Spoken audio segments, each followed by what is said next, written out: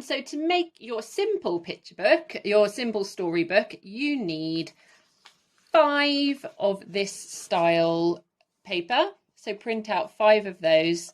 You can see I've got 5 here with lines on both sides, and you can fold those in half. You then need 1 of this style paper with the blank side there on the left, and again you can fold that in half.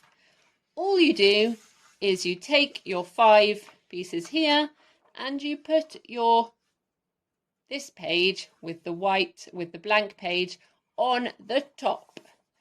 You then fold your book like that, and you have created your wonderful story book. So if you look here, we've got space at the front to do our front cover. We then have lines for writing in the first lesson, space for drawing the picture without lines. Lines, space for the picture. Lesson 2, lesson 3, and the picture. Lesson 4, picture. Lesson 5, etc. When you get halfway through the book, the picture will be on the left and the writing on the right. And it goes all the way through to the end of the book.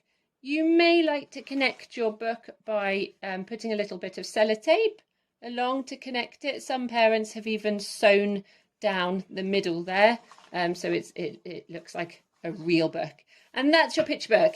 That's your storybook. Here is my son, so you can see how he's done it with his writing and his drawings throughout. And he's got a wonderful story based on Mr. Penguin, which he absolutely loves and is very, very proud of.